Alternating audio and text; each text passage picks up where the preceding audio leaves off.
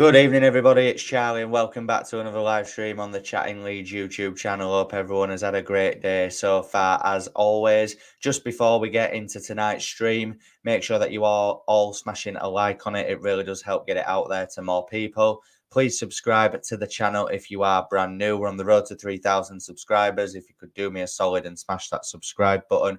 We are almost there. One last push to get to 3K. If you could be ever so grateful, as to smash that subscribe button, that'd be amazing. Hit the notification bell, and of course, get all of your thoughts and opinions in the comment section. I will flash them up on screen.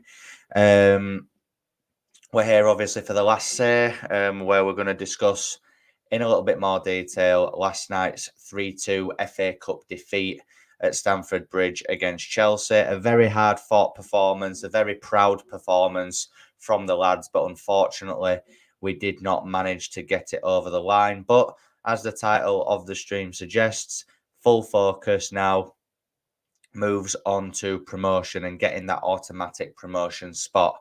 Like I said, guys, continue to get your comments in and I will flash them up on screen. Michael's in the building. Good evening, Charlie. Will you be going to the... I won't, unfortunately. I did try to get a ticket, but the amazing Leeds United ticketing system struck once again. I think I was number 1,300th in the queue or something daft like that. So unfortunately, they were all sold out by the time I did get onto the website. So no, I haven't been able to get to an away game all season, actually, which is frustrating, but it is what it is. Evening, Mike. How we doing, mate? So yeah, let's just get into the first topic then. So obviously, Daniel Farke made a few changes to his lineup last night, understandably, given the few injury concerns that they were. Mateo Joseph came in and led the line. We'll be speaking about him shortly. Connor Roberts came in and made his first start for the club. We saw Liam Cooper come back into the back four, and we saw a double pivot of Ethan Ampadu and Archie Gray. And obviously Jadon Anthony and Dan James came into the squad, and obviously Yoel Perreault was in behind Joseph. I thought the lineup was quite strong. I know there was a few changes to it, but I still thought Daniel Farke was going for it a little bit, which is good. Obviously, us as fans can sit here, can't we, and say that we're not asked about a cup run, and that we want to focus on the league. But obviously, from Farke's perspective and from the players' perspective as well, they'll want to win every game, no matter what competition it is, how important it is or whatever. They will want to win every game, and I rate that. I do. And like I said, you could definitely tell that it was going for it with the team selection, and obviously the prospect of maybe facing Leicester City at home in the quarter-final did make my mouth water a little bit. I was thinking, right, yeah, let's win this and get Leicester in the quarter-final. But at least, the positive for us is that Leicester's game against Southampton in the Championship will now have to be postponed, which is a big, big bonus for us. And, it's a massive opportunity for us to close that gap even more. Obviously, that is the topic for another video. But, yeah, I was happy with the lineup, in all fairness, guys. I just want to know what your guys' thoughts were when you first saw the lineup an hour before the game last night. Michael's saying, since the Leicester City win, different Leeds United content creators are talking as if Leeds are going to get automatic promotion. Don't discount Ipswich, who are level on points and don't. No, and look, I know what you mean. I feel like it's just us trying to speak positively, though, in all fairness, mate. I think that Ipswich are just annoying at the minute, aren't they? They can't seem to lose. Obviously, Southampton have fallen off a little bit. They're now 5 points behind us, so they've got a little bit of ground to make up. But I do completely get what you mean. 1 or 2 bad results for Leeds, and we could be right back to square one. So Leeds just need to focus on ourselves, keep winning games, and hopefully, it will all work out in the end. Ipswich have won 4 matches in a row. Leeds can't afford.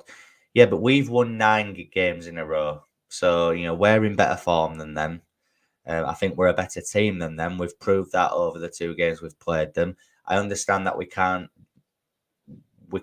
count them out of it yet, and I fully get that. But, we have to remain positive and just keep winning our games. And, like I said, hopefully it will all work out in the end. So then, let's just get into the first half then. So I thought Leeds United started off the game last night very well.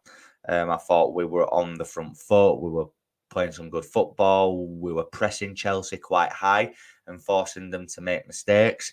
And ultimately, that's where the first goal came from Mateo Joseph. Obviously, they played it out from the goal kick. I think Disasi played it into Caicedo. Archie Gray pressed him, forced him into an error, which led the ball to Jadon Anthony, and then he fed it into Joseph, which made it 1-0. And, I was buzzing for Mateo Joseph. Whenever he's featured this season as a sub, he has looked lively. He has looked like he is ready to put a shift in. And I was buzzing for him to get his first competitive goal for the club. And, I did feel that he had a good game overall. Obviously, we'll be able to come on to his second goal in a little bit, but I did feel that in the game he was good. He was pressing, had some neat little touches, some good passing as well. I think his passing accuracy was about 80%, which is decent for a forward.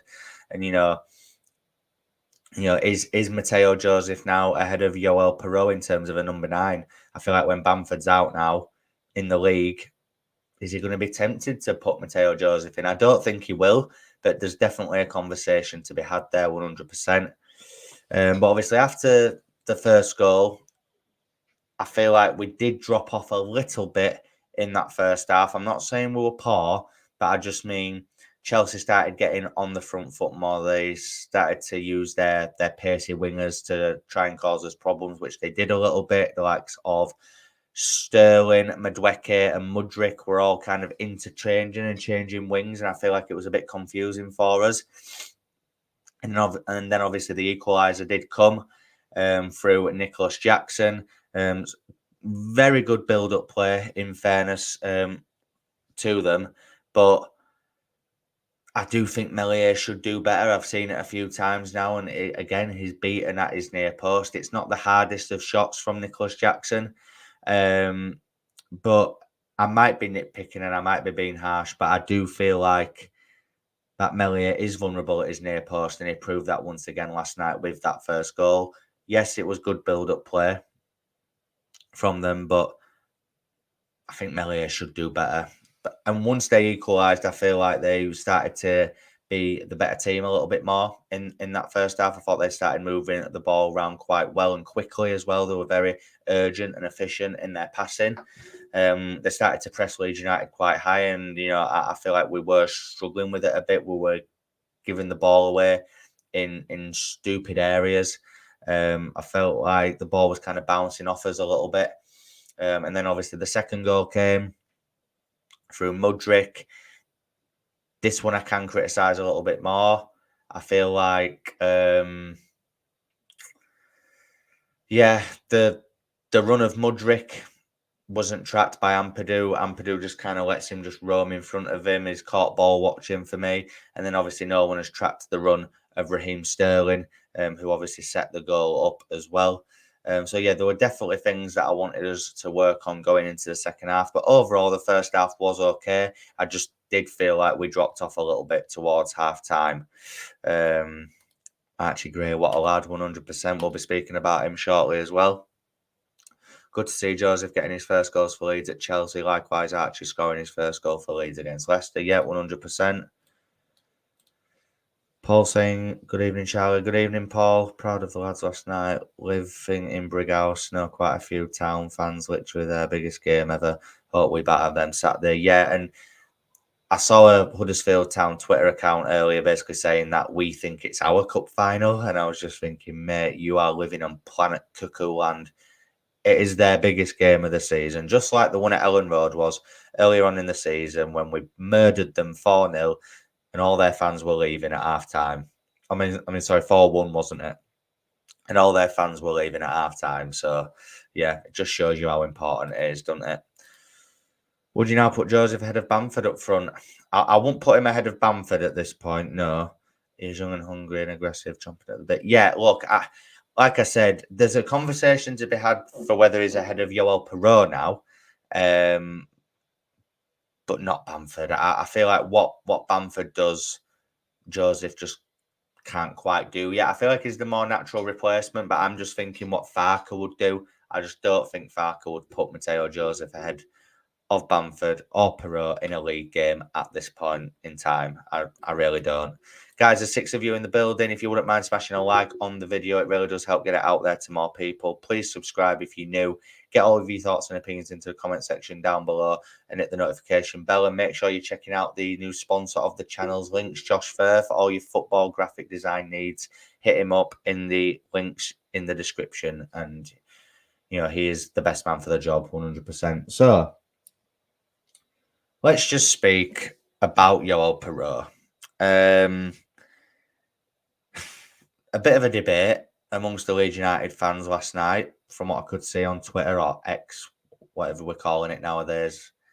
And look, you know, I'm in a group chat with some other Leeds creators, and it is a debate that we have quite a lot about Yoel Perot and where he kind of fits or doesn't fit into this starting 11. We all know that since Bamford came into the team on New Year's Day, that he's obviously forced Perot out of the team. I do feel like Bamford is doing a better job than what Yoel Perot is, and that's clear to see. I'm really gutted about this because everybody knows now Perot was my number 1 target in the summer. And I was buzzing when we brought him in. You know, the Championship's best goal scorer. We've gone out and we've got him. Buzzing. And he started off quite well. You know, he was scoring goals. You know, he has scored 11 goals this season. But he's a bit of an enigma because how can he have scored 11 goals but yet be playing so poorly? The ball bounces off him. He isn't creative in that 10 role. He isn't playing off the last man as a number 9. He's not occupying centre-backs in the way that Patrick Bamford does. Now, I do have faith, and I hope, this is more hope really, that Perot does come good for us at some point and gets better and improves his all-round game. I feel like Perot is probably the better finisher out of him and Bamford, the more natural finisher. But everything else Bamford does better than him as a number 9. So if he's not a number 9, then he's a number 10. Now, as a number 10, last night, the ball was bouncing off him. It was giving the ball away. Some okay passing at points. But if you compare it to a Rutter in the number 10, even if Rutter doesn't score or assist, he's making things happen. He's carrying the ball up front, trying to create attacks. Nice bits of skill. The ball bounces off him sometimes, and yeah, some of the things he does doesn't always work, but it's true. He uses his initiative to try and make things happen. Perot just isn't that sort of player. So if he's not a number 9 and he's not a number 10, then what is he? What is he? You know, hit me up in the comments, guys. What are your thoughts on Yoel Perot? You know, I am a big fan of him in terms of his finishing, but I have to be real and just say that it's just not working at the minute. And long term, does Yoel Perot work for us in the Premier League? You know, the Premier League is a bit slower paced. Well, is it a bit slower paced than the Championship? No, it probably isn't. Could you imagine Perot playing against like Man City or Liverpool? You just wouldn't know he were on the pitch. You don't know he's on the pitch in the Championship. So imagine what he'd be like in the Prem at this point. Unless we see major development in his all-round game, I can't see him being a big part of our Premier League team. We've signed him on a contract for a few years, so he'll still be at the club, but I don't think he'll be a starter, and I don't think he'll get many games. I can't lie. And that is mad to say because he's The last 2 seasons prior to this, he's been the Championship's best goal scorer. So God knows what we do with him. I'm interested to see all your guys' thoughts on this. Matt Leeds is saying, Pro for me, let the team down against Chelsea, lost the ball too much. If Bamford comes on, we put Joseph in the 10, we win the game, potentially. Leeds are 2-0 up in the FA Youth Cup. That's good to hear. Michael's saying, I wouldn't write off your Pro off because there's similar talk about Rodrigo when he first arrived at club. Yeah, that is a good point. Rodrigo did not have a great first season and he ended up being quite a solid member of our squad over the last few seasons in the Premier League. And look, I'm not writing him off. Like I said, I have faith and I hope that he can come good for us. But at this moment in time, it's not working. And it's up to Daniel Farke to try and, integrate him better into the system and make him better and, show off his best attributes. Now let's speak about some positives then. Ethan Ampadu and Archie Gray as the double pivot. That is the double pivot that we started the season with, which was very efficient and very good. And last night, once again, it was very good. Archie Gray, for me, is a future Ballon d'Or winner. Like, people compare him to Jude Bellingham, which is a bit unfair because Bellingham's way ahead in his career playing at Real Madrid. But if you take Archie Gray now at 17 and you put Jude Bellingham at Birmingham at 17, there's not much difference in quality for me. Both similar positions, like in their natural positions. I know Gray's been playing as a right back, but last night showed he's a midfielder. He is a midfielder, and I think a lot of us forget that he actually is a midfielder. But last night, that was a top performance. He bullied Caicedo and Enzo Fernandez, absolutely bullied them. £220 million in midfielders and a 17-year-old academy graduate at Leeds United schooled them, in my opinion, especially in that second half. And Ethan Ampadu, again, been playing at centre-back most of this year since the turn into 2024. But again, we forget how good he was in midfield at the first half of the season. And again, a good headache for Daniel Farke to have now, because we've got Gruev, we've got Kamara, we've got Gray, we've got Ampadu, which is the best partnership. For me, it's Gruev and Kamara at the minute with Ampadu at centre-back. But then when Pascal comes back, I want Pascal back in centre-back. He's not going to drop Ampadu. So that means probably Gruev comes out of the team and it's Kamara and Ampadu like it once was with Gray at right back. But then if Connor Roberts gets in at right back, isn't going to drop Gray. So does Kamara get dropped? These are the things that Farke will be thinking. And again, it's a good headache to have. You'd rather have that headache than be having to just put players in for the sake of it because of injuries and shit like that, wouldn't you? So it is what it is. Perot's only 24 and will only get better. He's already in double figures. He's a finisher, deadly at penalties. Yeah, 100%. But we do need to see more from him, don't we, Michael? Whether it's as a number 9, whether it's as a number 10. Especially at number 10. If he's playing at 10, he has to be more creative. And I know he's not the quickest of players, but you can still be creative. You can still try and make things happen, and he just doesn't for me. Just doesn't. But yeah, Archie Gray, unbelievable. Got man of the match. I thought Jadon Anthony had a very good game as well, and I was saying last night that I probably would have given it to him. But on reflection, I've seen a few highlights throughout the day, and yeah, I can totally agree with the fact that Archie Gray got it. Some of the movement, the drops of the shoulder, the passing, the touches were just phenomenal from him. 17 to go to Stamford Bridge and put in a performance like that against £1 billion squad.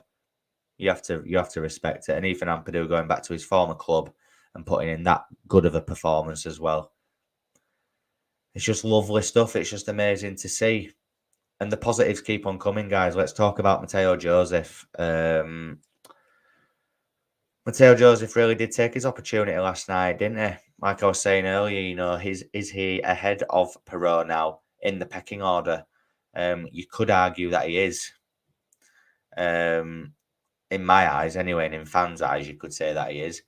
To Daniel Farke, though, like I said, I don't think he will be. I think he'll, just for his development, I feel like it is Bamford, Perot, and then Joseph. Like we've seen when Bamford's not fit, it's Rutter in behind Perot. And I get it. I get it from Farke's perspective. I do understand it, as he is the more natural finisher. But Mateo Joseph has definitely given another headache to Daniel Farke, because I thought his hold up play, I thought his passing, his pressing, and obviously his finishing. That second goal with the header when we equalised was a very good header. In that space, in behind the centre back and right back, or the left back, sorry. And he slots in a good header. But then obviously Conor Gallagher makes it 3-2 on the 90th minute, which is a sucker punch for Leeds United and a huge blow, but it was a top performance, wasn't it? Let's be real here. Let's just... Archie needs to stay at Leeds for his development. If he was to go to a top 6 Premier League club, he could struggle with the expectations. Look at KP. Actually had the right people around him at Leeds. Yeah, 100%. And I don't think he'll leave Leeds yet either. I think, especially if we go up, I think he'll probably have another year at Leeds, a year or two. And if he develops even more in the Premier League, which, let's be honest, he probably will, then he will go on to be some player in his career. I could see him playing abroad at some point. He is that good, in Europe. So, yeah. Wouldn't change a winning team. Keep Grove and Kamara in midfield. Yeah, so obviously Farke did do his press conference for the Huddersfield game today, and he was saying that Gruev will be a late call, as he's only done interval training today, and he'll train with the group tomorrow. And if he gets through that, then he'll be in contention. But again, it's not the absolute end of the world, is it, if that happens? Because we have got options in midfield, which is good. So yeah, there's no harm in that, but hopefully he is fit and available. But getting back to last night, then I did feel we made Chelsea look bang average in that second half. They were not keeping hold of the ball very well. I feel like they were a bit shell shocked with how much Leeds were pressing them. The passing we were doing, the way we were knocking it about the field, it was like watching a Premier League game, and the fact that it wasn't even our best 11, with Rutter, Somerville, Nonto. I know Somerville and Nonto ended up coming on, but no Bamford, no Somerville, no Nonto, no Rutter, no Gruev, no Kamara. Imagine if Farke could have fully gone for it and everyone had been fit. I think we beat them in that second half. I do. If we've got a full 11 out, we beat them last night. And if it was Ellen Road, we would have definitely beaten them. At 2-2, the crowd would have carried us through. I do believe that. I believe it was the crowd that helped us get through that Leicester game, in fairness. So it is a thing, is Ellen Road. Ellen Road on point can be a scary place. So, yeah, I do think we would have won that game at Ellen Road. And Paddy's saying, want to see Archie in the middle. But who drops? Kamara and Grove playing great. Yeah, exactly, mate. This is what I mean. Daniel Farke's got a lot of headaches at the minute all over the pitch, which is good. It is good that we've got a decent amount of depth at the minute. We need to calm down. Sometimes remember what happened when we all thought Joffrey should be starting after. Yeah, exactly. Yeah. And I feel like Farke's been smart with how he's managed Mateo Joseph, maybe not put a lot of expectation on him, just brought him in here and there. But last night, it was a real coming of age moment for him at Leeds. 2 goals against Chelsea in the FA Cup. Fair play. Sup, mate, what's happening? So, just to finish the stream, guys, obviously, like the title of the video suggests, as I said at the beginning, we have to fully focus on promotion now. We're out of all the cup competitions, and full priority and focus goes on to... Sorry, guys, I'm a bit tired today. Fully goes on to the league. Obviously, we are next up at the John Smith Stadium on Saturday afternoon, early kickoff, 12:30 against Huddersfield Town.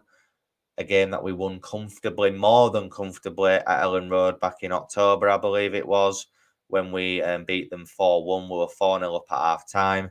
They were absolutely dreadful. They have had a little bit of an upturn in form recently. They've won a few games, but I still think we should be winning this game comfortably. Then we've got Stoke on Tuesday at home under the lights. Again, I expect us to win that. And then Sheff Wednesday away next Friday night. And again, they're awful as well. Again, a few good results recently, but we are far superior to these teams, guys. We are.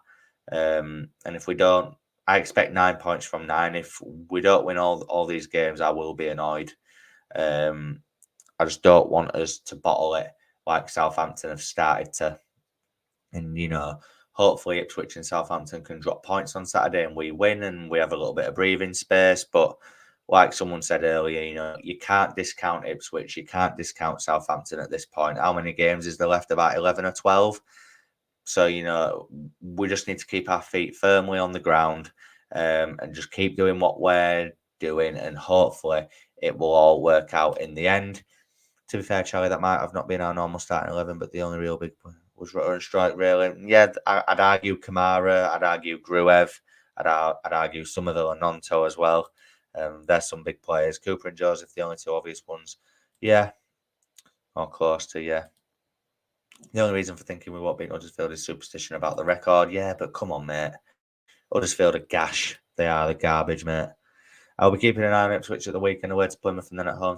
Yeah, so I've actually done a bit of reverse psychology here. So I've put a bet on Ipswich and Southampton to both win.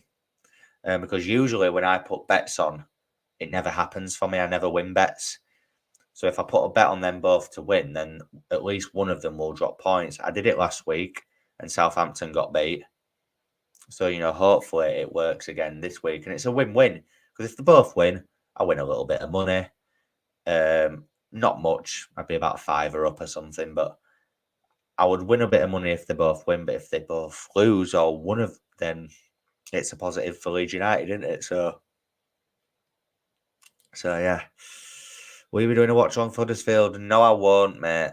I won't. I have decided to stop doing watch-alongs after last night. I had about 2 or 3 people in it, and there was about 3 comments the whole game. And I'll be honest, I don't really enjoy it when it's like that, and I don't enjoy the last few watch-alongs I've done. I've not really enjoyed. I'm a passionate fan. I like to shout at the telly. I like to, maybe say a few expletives when I'm watching the game, and I would much rather focus on the game so that I can focus on what I'm going to say in the review afterwards, what I'm going to say on here the day after. So no, moving forward, guys, there will be no more watch-alongs on the channel, unfortunately. I do apologise, but I would rather do content that I actually enjoy doing rather than it being a chore, in all honesty. So yeah. Huddersfield is my hometown, steady on, but I agree they are crap. Yeah, they are, mate. I'm sorry. Glad to see you've recovered from your cold. Yeah, that was a little while ago now, but yeah, all good in the hood, Michael. Thanks for sharing that. So yeah, that brings us to the end of this stream, guys. Again, really appreciate everyone that has dropped by and got involved in tonight's episode of The Last Say. Really do appreciate all the love and support on the channel. On your way out, if you haven't already, please make sure you are smashing a like on it. It really does help get the stream out there to more people. Please subscribe if you are brand new to the channel as well to help me reach 3K as soon as possible. Hit that notification bell and, of course, get all your thoughts and opinions in the comment section down below if you are watching after the live stream ends. I will be back on the channel tomorrow night with my match preview ahead of the Huddersfield game on Saturday. Then there'll be a review out after the game on Saturday. There'll be the last say on Sunday as well. So plenty of content to get your teeth stuck into over the next few days. So keep it locked at Chatting Leeds. Enjoy the rest of your Thursday night, and I will see you in a bit. Cheers.